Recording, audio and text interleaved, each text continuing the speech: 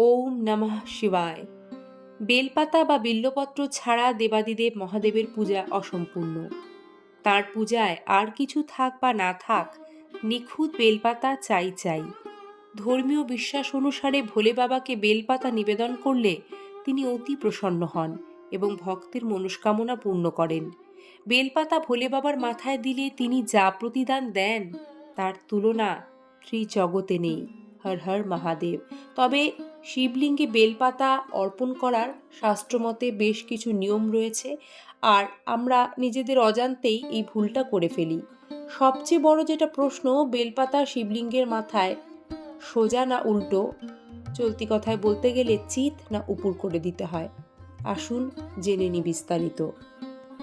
মহাদেবকে বেলপাতা নিবেদন করার সময় খেয়াল রাখবেন পাতার মোলায়েম মসৃণ দিকটি যেন শিবলিঙ্গের দিকে থাকে। শাস্ত্র অনুযায়ী সোমবার হলো শিবের দিন, কিন্তু মহাদেবকে নিবেদন করার জন্য সোমবার ভুলেও গাছ থেকে বেলপাতা ছিঁড়বেন না, এতে মহাদেব রুষ্ট হন।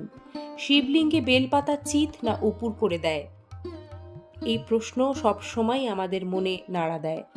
সবসময় 3টি পাতা সহ বেলপাতা অর্পণ করবেন, সেটি নিখুঁত হওয়া চাই। ভালো করে জলে ধুয়ে নিতে হবে। আগে থেকে অর্পণ করা বেলপাতা ধুয়ে নিয়ে 6 মাস পর্যন্ত ব্যবহার করা যাবে। শাস্ত্র অনুযায়ী যেহেতু বেলপাতা বাসি হয় না, সেই কারণে এই বিধি করা যায়। বেলপাতা তোলারও কিছু নিয়ম আছে। বেল গাছকে প্রণাম করে ভগবান শিবকে মনে মনে স্মরণ করে বেলপাতা তুলবেন। চতুর্থী, অষ্টমী, নবমী, চতুর্দশী, অমাবস্যা তিথি, সংক্রান্তি, শিবরাত্রি, সোমবার, এইসব বিশেষ দিনে বেলপাতা ছেঁড়া যায় না। বেলগাছের গোটা ডাল একেবারে কখনোই ভেঙে নেবেন না, এতেও ভগবান শিব রুষ্ট হন। বেলপাতা শিবলিঙ্গে অর্পণ করার পর অবশ্যই জল অর্পণ করবেন। ওম নমঃ শিবায় বলে জপ করে শিবের মাথায় জল ঢালবেন। মহিলারা যদি শিবের মাথায় বেলপাতা অর্পণ করেন সঠিক নিয়ম মেনে, শাস্ত্রে বর্ণিত আছে, তারা সৌভাগ্যবতী হন।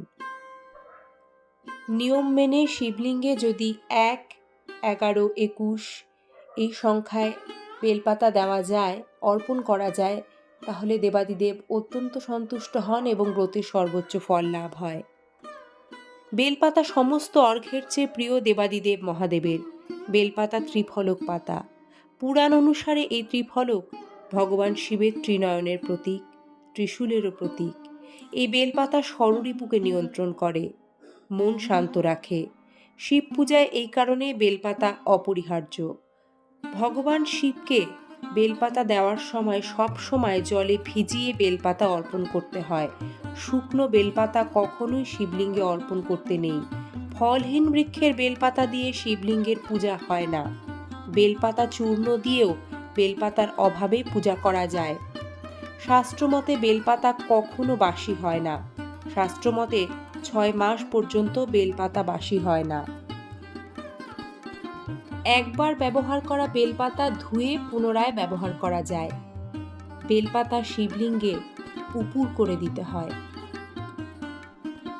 তাহলে খুব সোজা সরলভাবে আশা রাখি দেখিয়ে এবং বলে আপনাদের খানিকটা হলেও বোঝাতে পেরেছি শিবলিঙ্গে কিভাবে বেলপাতা অর্পণ করতে হয়। শিবলিঙ্গে সবসময় উপুর করে বেলপাতা অর্পণ করতে হয়। চিত করে কখনোই বেলপাতা অর্পণ করবেন না।